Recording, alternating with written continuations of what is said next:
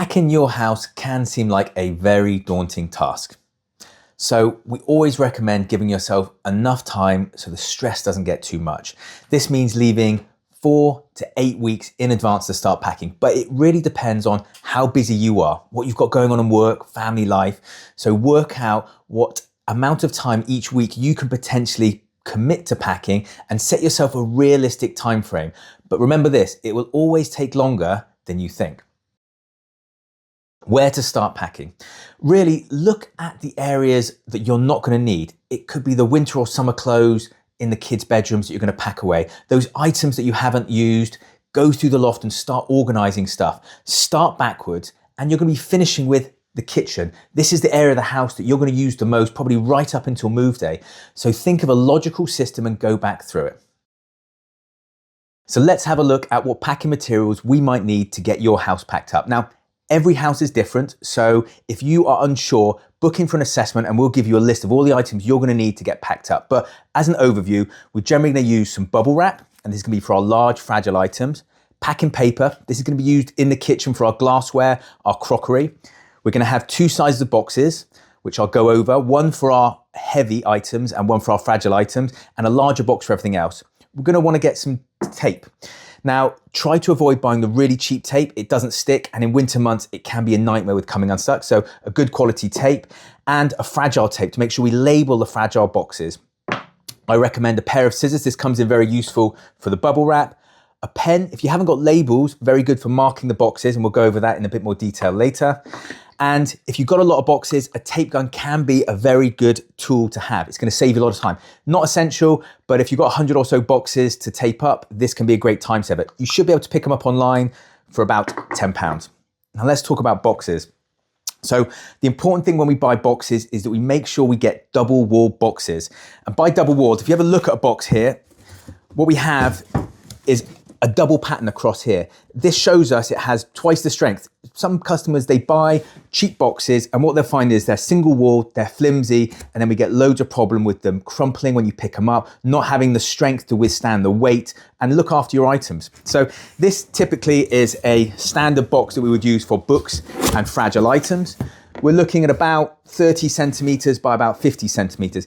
This packed with paper, books, anything heavy, won't be over the safe limit for one person to lift. So we can look at trying to pack these boxes as full as possible. These are also the boxes that we're going to use for our fragile and delicate items.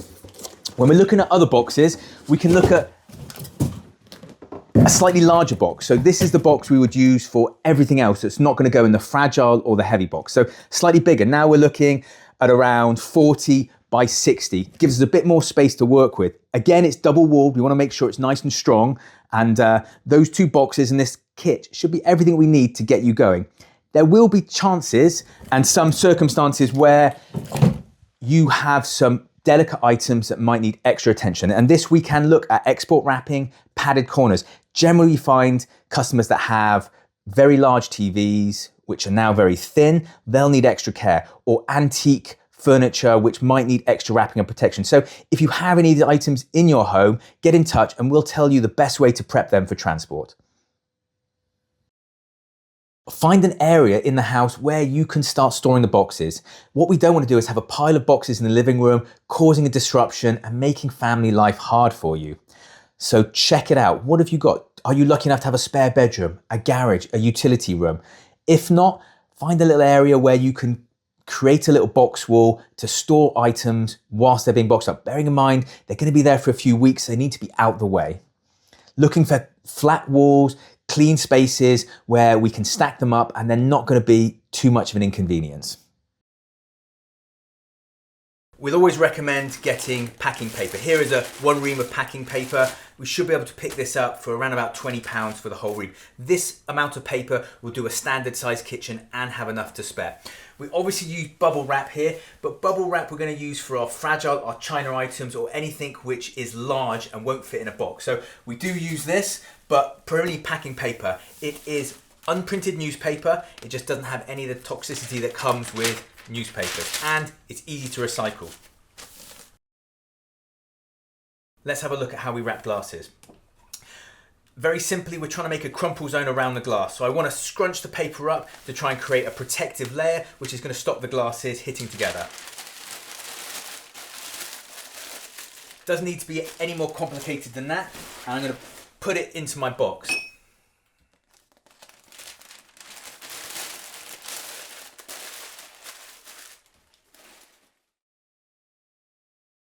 So when it comes to packing plates or other bowls and ceramics, we want to make sure again that we create a sort of crumple zone around it, so there's no ceramic on ceramic and there's no movement in the box. That's going to be the most important thing. So we're going to wrap it in a very similar way.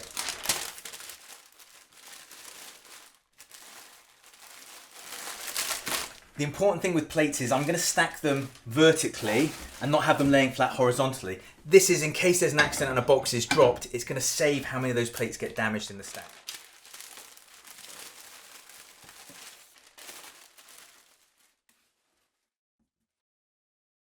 When I start to fill the box, it's really important there's no movement in there. So when I see gaps in there, I take my paper, I'm going to scrunch it up and stuff it into those holes.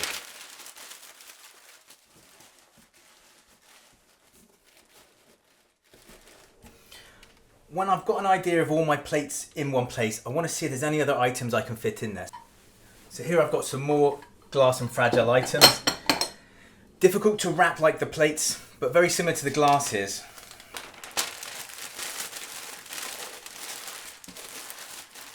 With these ones here, the focus is going to be on the base, so I'm going to stand them this way round and make sure we've got most of the padding around the top.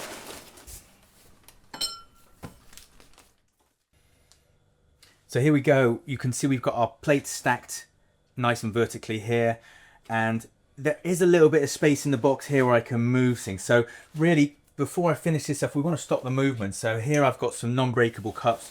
I can just put these down into the gaps, and you can see here on the edges to stop the movement is where I'm going to scrunch up paper to stop that.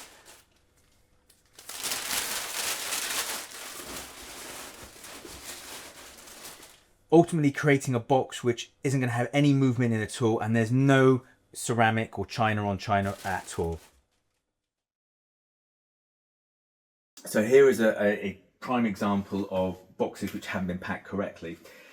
When we have boxes which are half full and they get put in the bottom of a stack, you can see how they just don't have the strength to maintain. Now, these are boxes of books which are to be donated to charity, and as they've been packed, if you look now, the bottom box here is causing issues. Some of these boxes may be packed correctly, it just takes one in the stack to cause issues. So if we have a look at this box here as an example, again, these are, we can just see the void in the top here. So where we have the weight of other boxes on top of it here, it's just going to squash it, and you can see the issues we've had on our tower there. So when we have this as an example, what we want to do is fill this top area up, whether it's with more books, which will be ideal, or whether we get something softer, cushions, fabrics, any clothes. We just want to make sure that there's no void space that's going to collapse once it's in the stack. What to do when we come to packing those very fragile items or expensive items that need that extra bit of care. So we already have looked at the fragile items, packing boxes, using paper, but if we're looking at something like this, Royal Doulton China, we want to make sure it has that extra level of padding and protection to avoid any disasters on move day. So we're going to use our standard fragile box, but what I'm going to do now is I'm going to start lining the box already. So I'm going to take some bubble wrap and I'm just going to lay this down in the box first.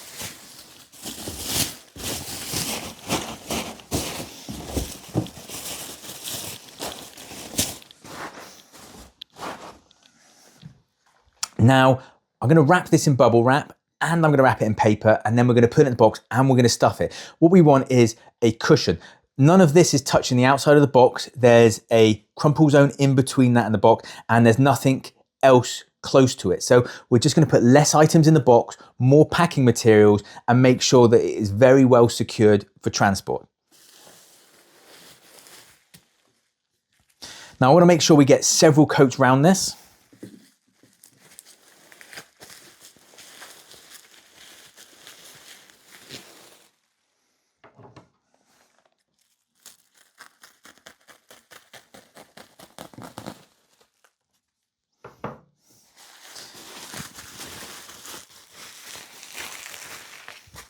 And now I'm going to wrap it in paper.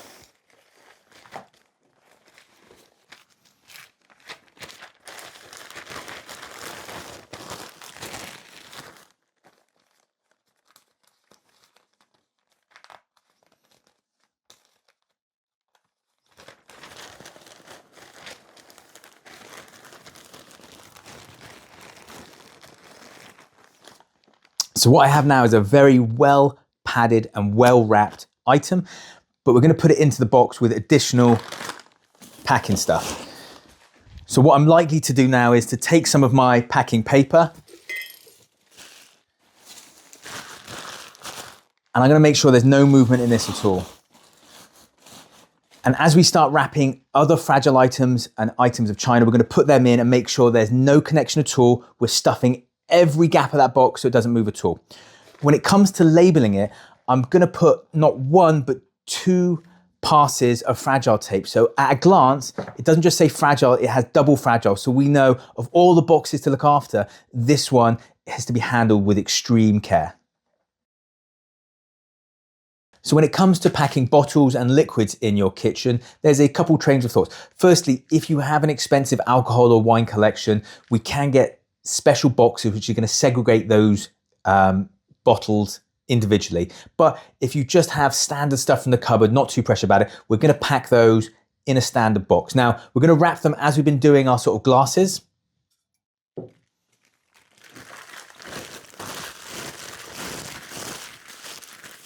Again, creating a nice crumple zone around that. And we're going to stack them into our box.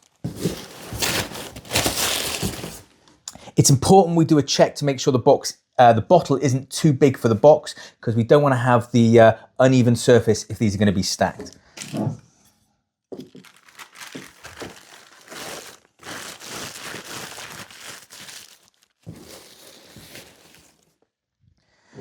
When we're looking at bottles which have already been opened and they've got tops which are not secure, these you need to be careful. If this box gets laid on its side and tilt, there is the potential for this to leak out. So there's 2 things we're going to do to help mitigate this.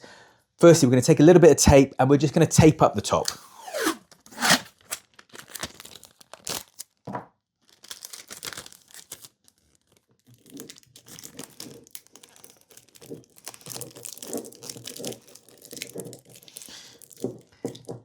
This isn't going to make it waterproof, but what it's going to do is ensure minimal liquid is leaked from this bottle.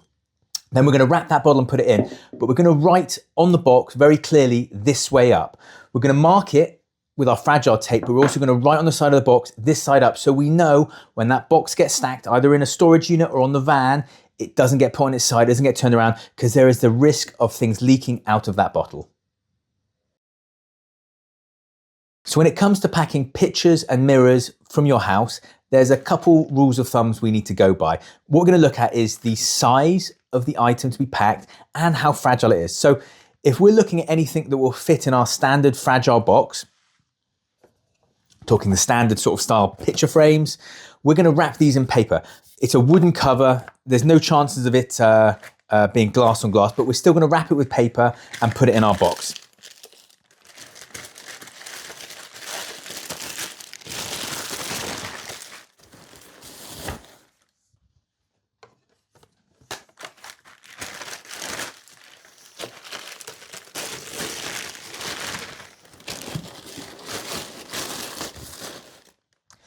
Again, we're going to label the box fragile and we're going to stuff it up to make sure nothing moves in it. But what we've got is no glass on glass. We've got no danger of things scratching whilst in the box, and it's reasonably secure. If we look at this picture frame here, this one is all glass, glass edges, glass corners. Now this is going to need a little bit more than the standard paper wrap. So this is when we turn to our bubble wrap.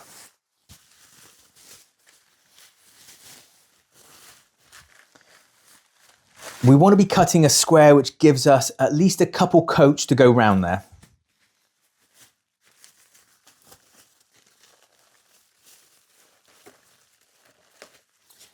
And once it's in the bubble wrap, again, I'm going to wrap it in paper to give it that extra protection.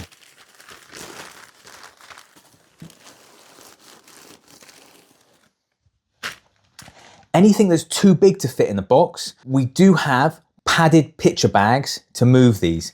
These picture bags we can use, have several different slots which allow us to put your pictures in safe. Now, if they're ornate frames or very fragile or exposed canvases, we're going to wrap them anyway.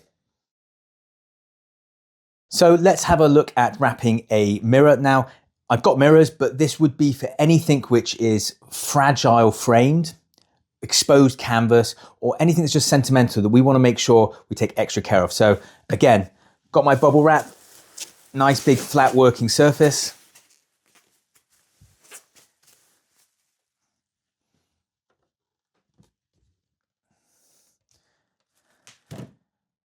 Looking to have at least 2 coats of bubble wrap around it. So I'm gonna line it up so my first piece comes all the way across, and then I can just draw it across and sort of wrap it.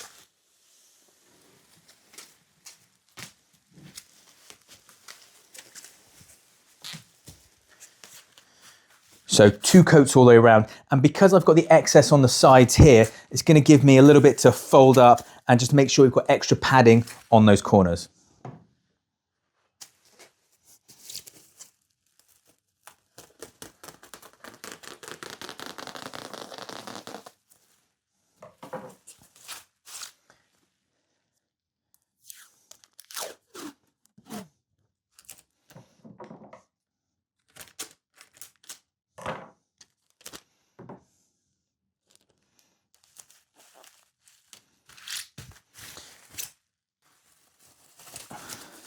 So to wrap the corners, I'm just going to fold up and then put some tape around the corner. So I fold up, got the extra padding on the front.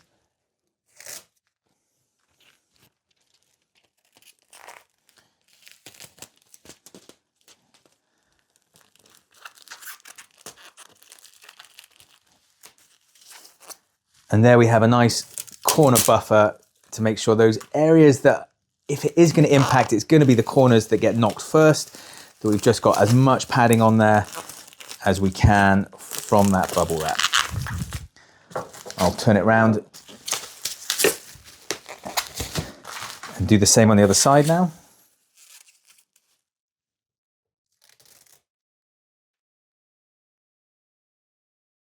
Perfect. And there we have one mirror ready to go in our padded picture bag for transport.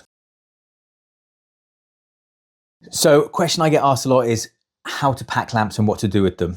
Now, usually the problem with lamps is you have a heavy, fragile base and a delicate, fragile top. So really, to transport these safely, we do need to separate them. Most lamps unscrew quite easily. I'm going to take the bulb out and put that to one side.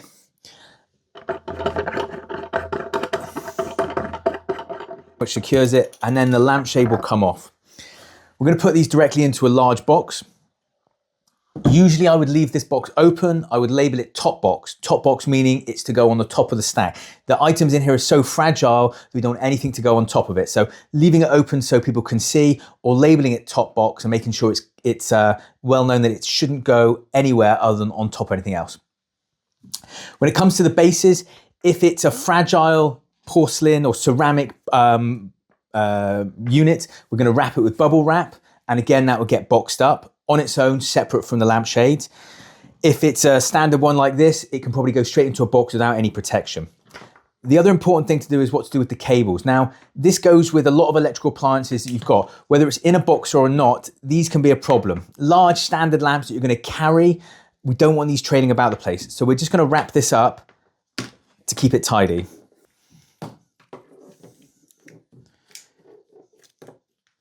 Just looping it in my hand like that.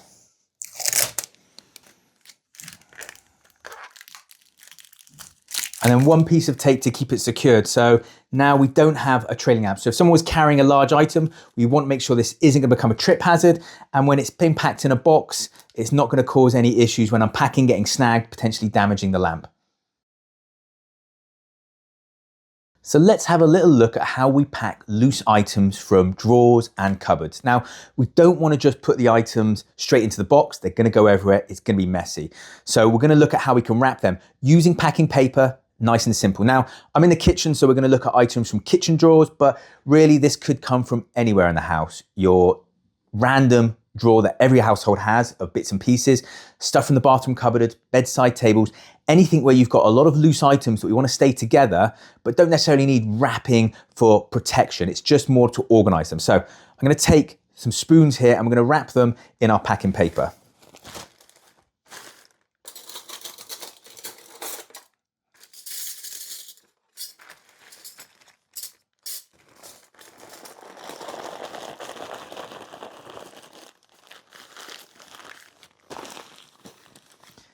It doesn't need to be any more complicated than that. We can, if we are worried that they're going to spill out, add a little bit of tape, but in a box which is packed and stuffed well, that can go straight in and keep those items all together.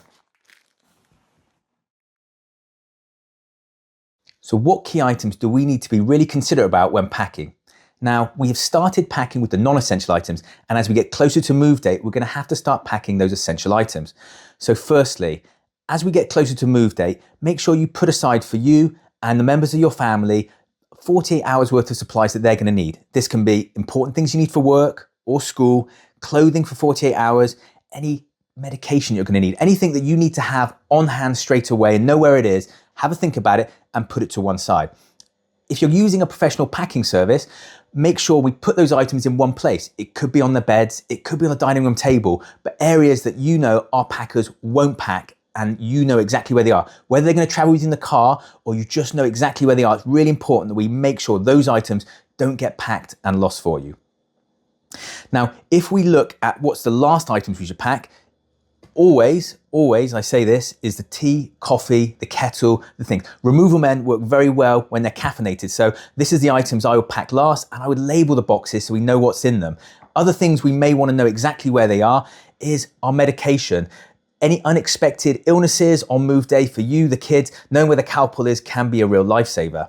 Things like tool sets, understanding what needs to be taken apart can be done in advance, but there's always unexpected delays. Sometimes you need to take doors off. So if you need tools, make sure you know where they are. Now, if you're using our services, all of our vans come fully equipped with toolkits, so you don't need to worry. But if you're moving yourself, knowing where your tools are can be very important.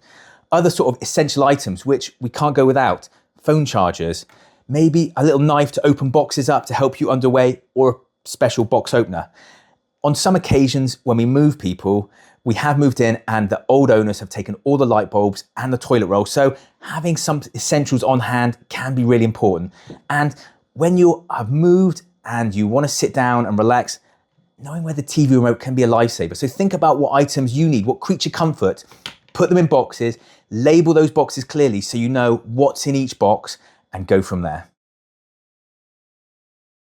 Labeling your boxes. Now, when it comes to labeling boxes, it's important we get the key information on there to save confusion and save time and stress when you come to unpack. So we want to write a brief description of what's on the box. Now, some customers, they'll write a number and they'll have a list of all the boxes so they know what's in there. Now, we don't have to go that far, but just a brief description. Books from the living room, clothes from the kids' drawers, whatever it is, you can make sure you've got a little bit of information which tells you roughly what's in the box.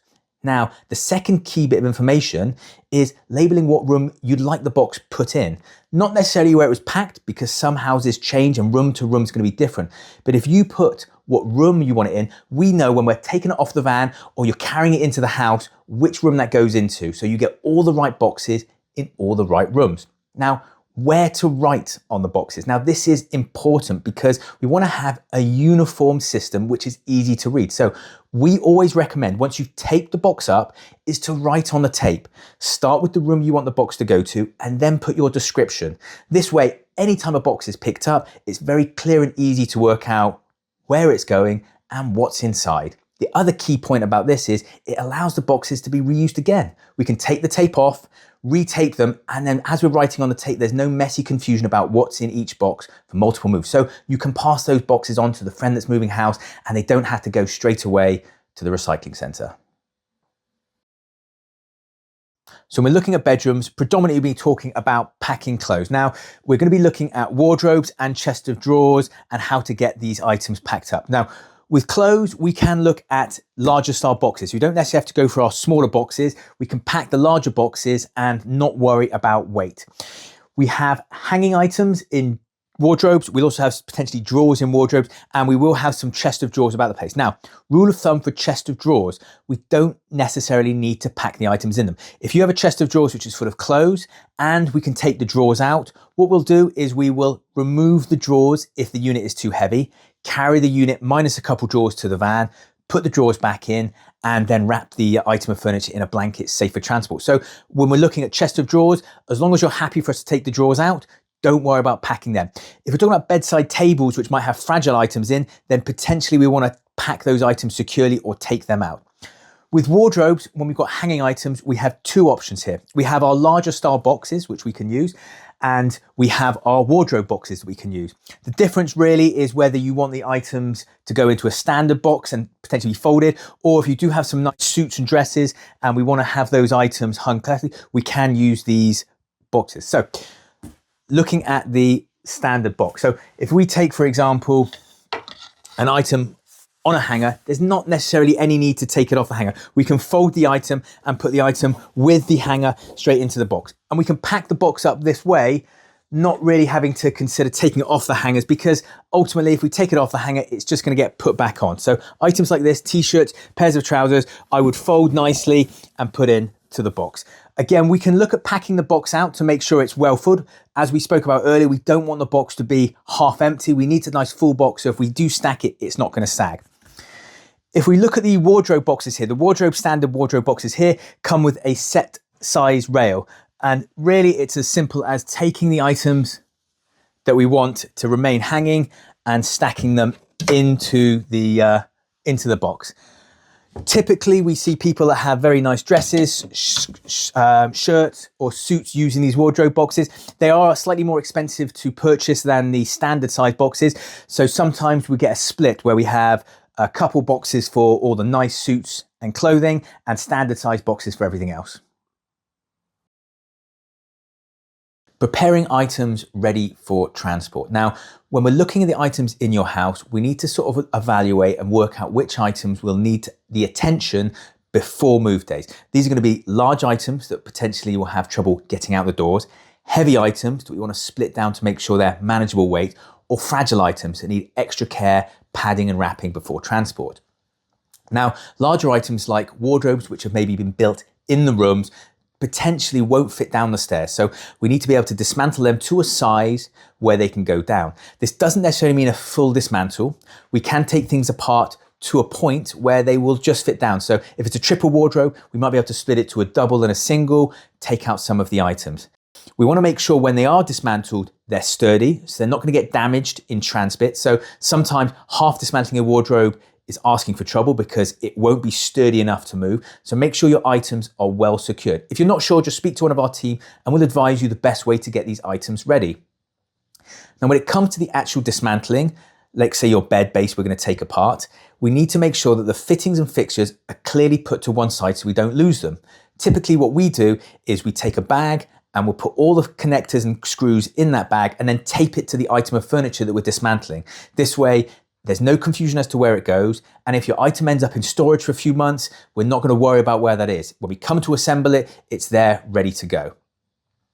If you need help dismantling, speak to us. We've been doing this for many years and can help and advise you and do all the heavy lifting for you if needed. When we're looking at fragile items, generally these are glass cabinets or areas that have shelves and stuff in them. Look at how we can dismantle this to make it secure. Take out any glass shelves and wrap them securely. If it has glass on the outside, let's think about putting cardboard protectors on the front, wrapping it in bubble and making sure it's ready and secure to go out the house. When it comes to transporting TVs, we do need to take extra care. Now, on our vans, we carry special padded bags just for transporting TVs. These will accommodate TVs up to 60 inches. Now, if your TV's 60 inches or below, it will fit in the bags, but we're still going to wrap it with bubble wrap. Just 1 or 2 coats should be fine, depending on how fragile your TV is. If it's larger than 60 inches, we're going to do multiple layers and potentially we're going to add a cardboard front to the front. This is just a flat pack box which we will tape to the front to give it that extra padding. Now, when the TVs end up on the van, they're going to get wrapped in blankets, but we want to make sure from the transition from the house to the van, it's well covered, it's protected for that. Now, if you have a TV which is glass to the edges, so it has no bevel. We want to make sure we add some extra protection around there. So we recommend using these foam padded corners. They'll go on the TV, we can cut them round, and then we'll tape that into place. We'll add the bubble wrap and we'll add the cardboard front for the screen as well. Even if it's going to go in the bag with those glass TVs with no bevels, we really want to make sure it is extremely well padded so we don't get any accidents in transit. Now, just a little thought on bubble wrap. There are multiple different sizes we can buy, so it's important that you buy the right size. So, for example, if you're trying to wrap a 60-inch TV with a tiny roll of bubble wrap, it's going to take a long time. The bubble wrap's going to slide around. It's not going to give you as good protection as if you look for something like this one here, which is 120 centimeters of bubble wrap. Coating a 60-inch TV with this will be better, easier to do, and the end result's going to be what we're after. When it comes to packing your electronics, your PlayStations and your consoles around the TV, we're going to treat those like fragile items. Now, if you have the original boxes for any of these items, that's great. We're going to use those, but most people don't have the storage space to be able to keep them. So we're going to wrap any consoles with bubble wrap. We're going to put them in the small fragile boxes and we're going to pack it with paper to make sure there's no movement at all. Now, when it comes to packing our books, we want to make sure firstly that we choose the right size box. Now, we don't want to go too large, so our standard box for heavy and fragile items, this is roughly 30 centimeters by 50 centimeters by 30 centimeters, is going to be ideal. A box like this, well packed, is not going to be too heavy for one person to lift, which is really what we're aiming for. The first thing I like to do is roughly categorize the books into different sizes. This means when they go into the box, it's going to be nice and easy and it's going to give us symmetrical shapes and patterns to fill. Think of this as a bit like a jigsaw puzzle where we're trying to get as many books in there as we can with the minimal amount of space. We want to be careful when putting them in that we don't sort of scuff the edges and sides. And what I might do is, as I'm looking at the different sizes and spaces of holes in there, I'm going to transition to different size books to sort of fill the various different gaps up there. We want to make sure we take extra care of our special books and they go in nice and flat. And I'm changing the orientation just to see, as we fill the box up, how much space we've got.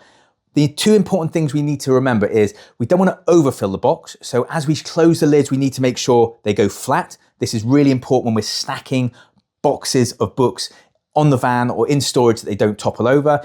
Also, we want to make sure it's well filled. If the box isn't completely filled and it sags, this can cause us issues. So if we can't fit any more books in and the box is still not full, we can look for other items to fill in.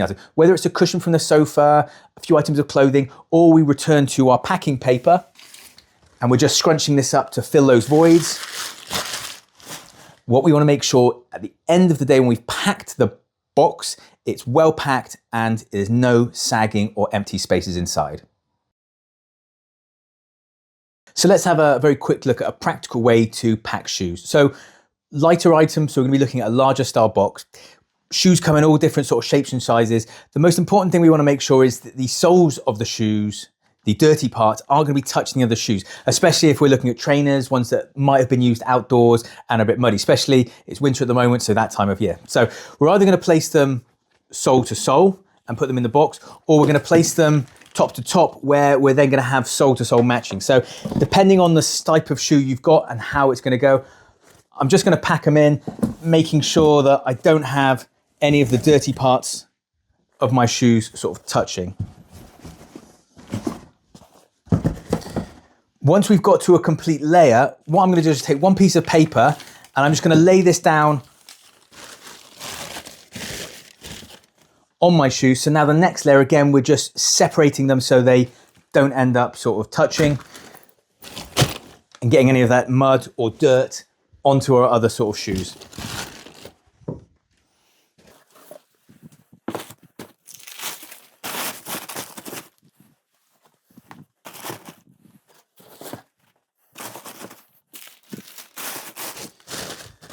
What you may find is the surface of the box is uneven, but this is a great example now of where we can find something to fill that space. So it could be a coat, a jacket, hat or scarf, anything else that we're going to find in the vicinity. Again, as we discussed before, making sure that box is well packed so that if it is stacked, it's not going to sag. We're not going to have any subsidence in those boxes.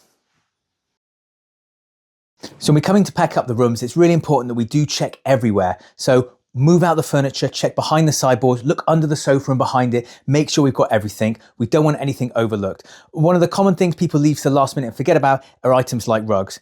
And very simply and easy ways to pack these up, so I'll show you now. All we're going to do is roll this up and put a nice bit of tape on it to make sure it's secure. I start with a nice little roll. And then try and keep it nice and tight as we go up.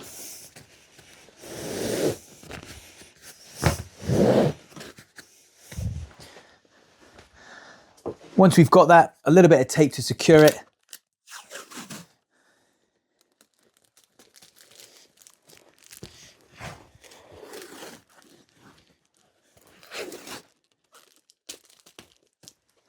On both ends.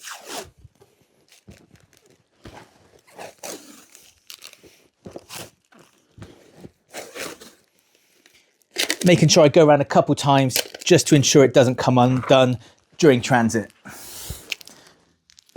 Now we have one rug ready to go.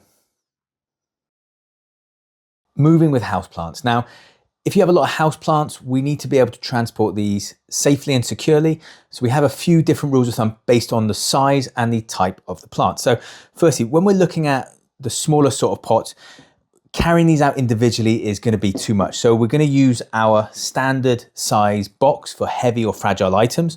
And we're just going to put these carefully inside those boxes. Now, where we've got glass or ceramic containers like this, we're either going to wrap them with bubble based on how precious they are, or we're just going to stuff the gaps with paper to make sure there's no movement in there. We're not going to close the box. We're going to leave it open. It's just a way of transporting them together and making sure they're all secure. This can be true with our orchids or anything like this, where they're going to stick out and protrude from the box, but it's more of a way of containing the plants together and minimizing the chance of them falling over during transit. They're now secured in a box. We can do these for our medium-sized plants as well, and as you can see, it's a way of sort of containing the leaves and sort of minimizing damage. If we have any plants which are large and splaying out, any big ferns, I would recommend tying them together to remove some of the volume of it when we're transporting. And if we look at the sort of larger size plants, stuff like this or larger, we're just going to transport it as it is. There's no point in sort of wrapping or boxing something like this. If it did have a delicate or fragile base, we can wrap it with bubble wrap to make sure it's secure, but we would take this as it is. When it comes to plants in the garden, we're going to be able to move them as they are. But with the weather like it is in England, we do recommend trying to cover them and keep them dry before move day. This is so that when they go on there, they're not going to leak water and potentially contaminate some of the boxes we might have in there. It also, for the very large pots, is going to reduce the weight down drastically. So if you can cover them with a plastic bag, or you can bring them under a shelter a few days before move day, this is generally advised. Moving pianos. When it comes to moving pianos, we do need to be careful. Pianos can be awkward, big and heavy, and if not handled correctly, can cause injury and potentially damage the piano in transit. So make sure you have a plan of action of how to move it and enough manpower to move it without causing any issues. We rely on padded cases and piano wheels to make the removal go smoothly.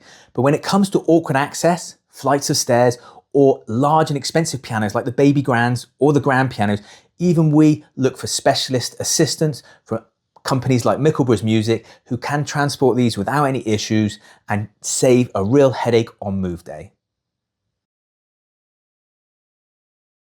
Now, when it comes to moving pets, we really recommend the medium-sized boxes for them.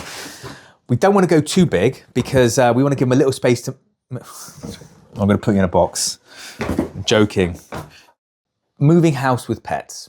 Now, when it comes to moving house with pets, we do need to be careful. This is a very stressful time, not just for us, but for them. So speak to us in ways in which we can make the move process for them a little bit easier. You may want to consider boarding your pets for the duration of your move, or looking at family members that could look after them just to get them out of the way. But if that's not an option, we can look at how We can isolate them in certain rooms, try and mitigate the stress for them on move day. We won't be able to take any live animals on the van with us, but we can take all their accessories and we can pack the van in such a way that we have those accessories to hand as soon as we're in the new house. Now, there are certain items that we cannot take for insurance and safety reasons. These include cans of gas for the barbecue, any dangerous or flammable liquids, anything very corrosive, but we also can't take open tins of paint. So these are the items that you're going to need to transport yourself on move day. These can be put in the car or put to one side, but they won't be able to travel in the van with us. But don't worry, if it all seems like too much, we can always come in and help pack you. We offer a professional packing service, which is done the day before you move. Even if you've already told us you don't need help packing, generally from our notes of the survey we've done, we can come and step in and help. Whether this is a full pack or whether you've managed to achieve half of it and you just need help finishing off, we're always there to help you every step of the way.